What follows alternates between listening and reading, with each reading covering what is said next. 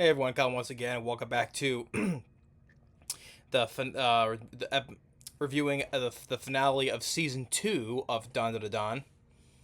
And I gotta say, if I'm so excited for a show that I love, bring on the next season. So season 2 of Dandadan has been fantastic. I love that's been being better than season 1. Which, don't get me wrong, I love season 1. It got me so hyped about that show. Watch why I love the show instantly. Season 2 just proved even better though.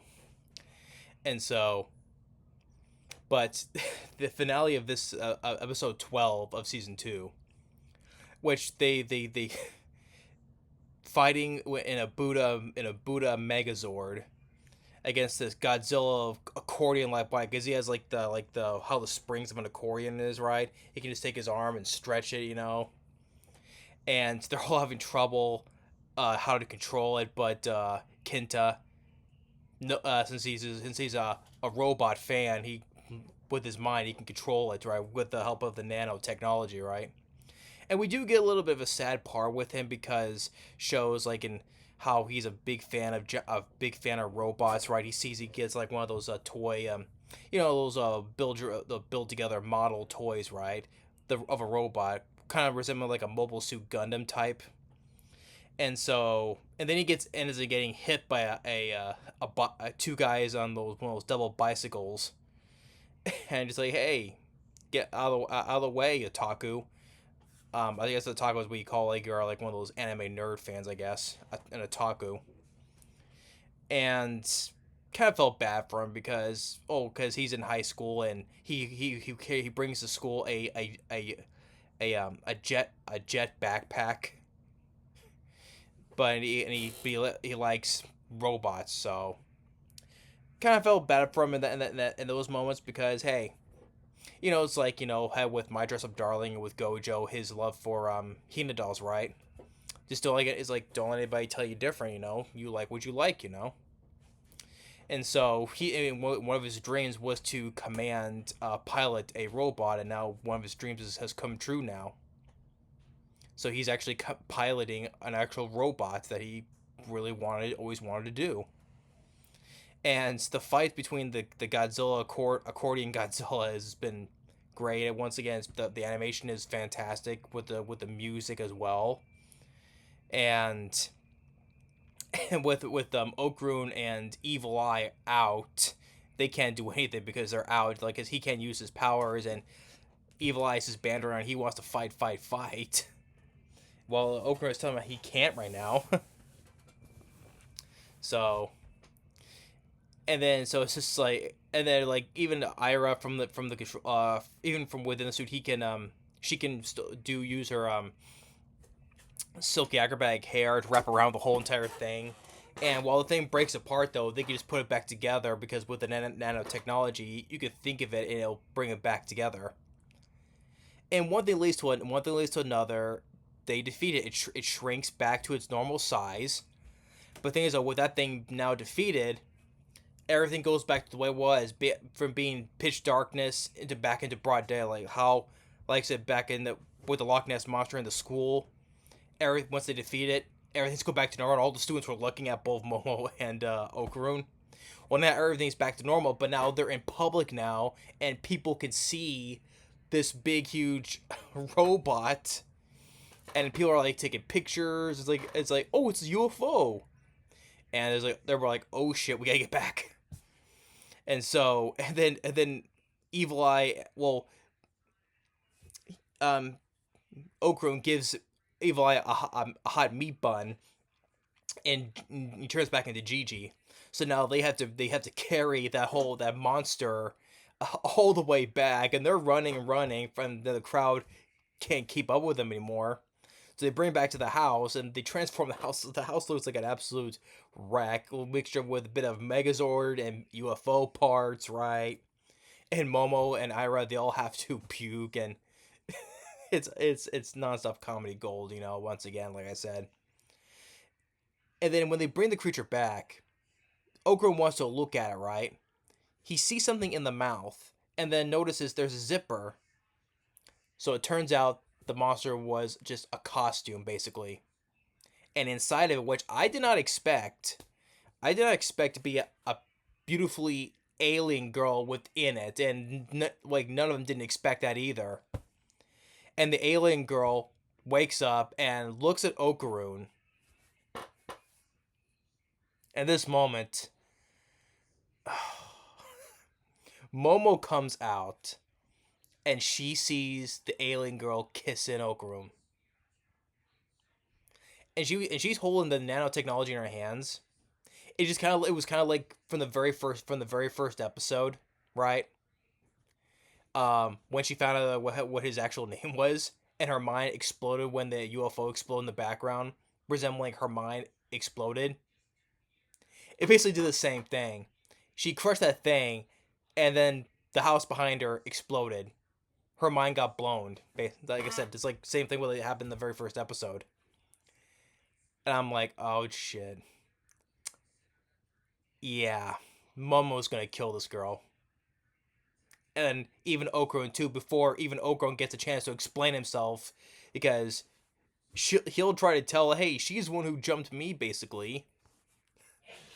She's the one who surprised me, but knowing Momo, she's gonna be such in a fit of rage, she's gonna try and kill both of them.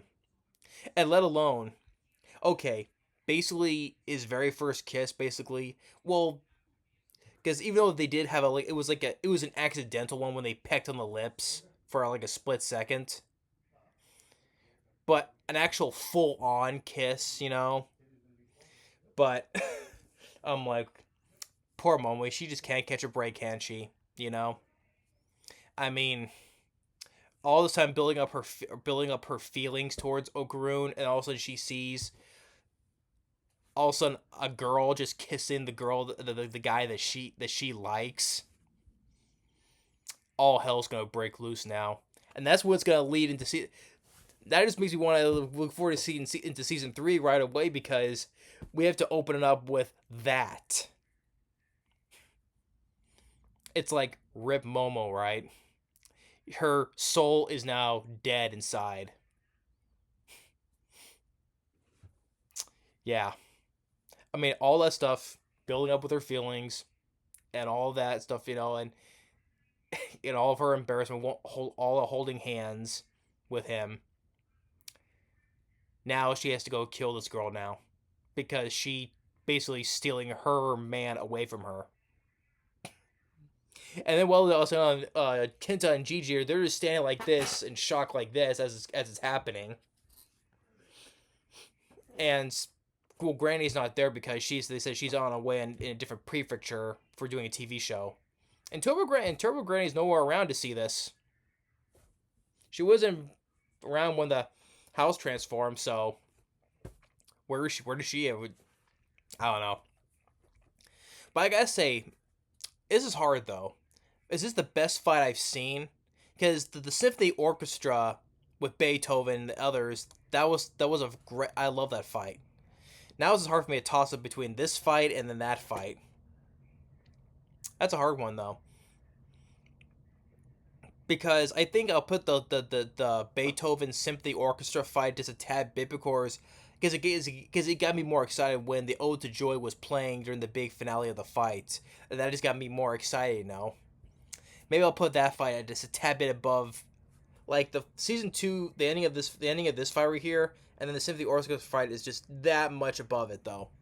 But not much, because I can also almost call it even though, but just that smidge, you know. But the fight with this finale was great. I loved it. But just now we have to go. Now season 3 will be even more peak now, because now we have to open up with this kiss here, and Momo is gonna lose her mind over this now. She probably wants to kill both, but Okarun will never get a chance to explain himself. But and plus, and even after even Kenta, after everything was done, he's like, yes, I got to command a robot, and even agrees to help Okarun find the other golden ball, which I think he has no idea that's actually his actual nut though. So season 3 will be absolute peak perfection, you know, just like how this season was.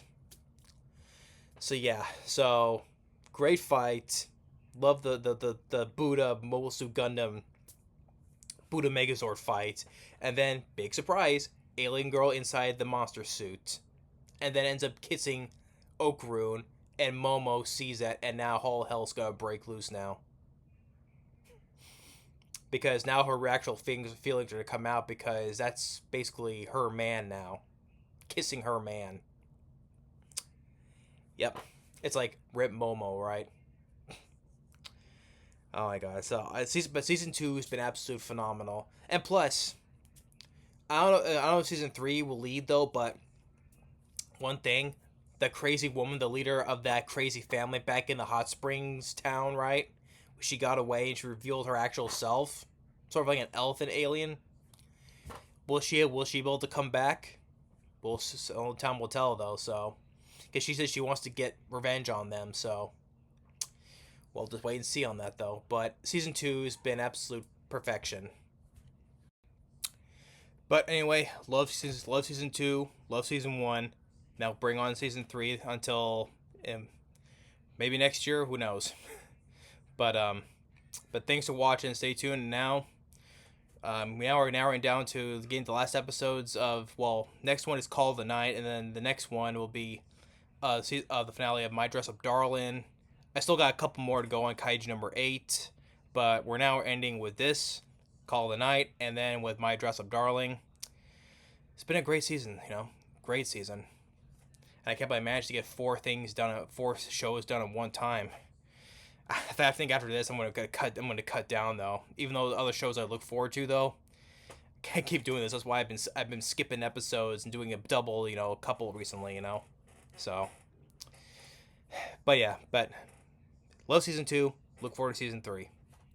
Thanks for watching. Stay tuned for Call of the Night, the ending of Call of the Night. Later.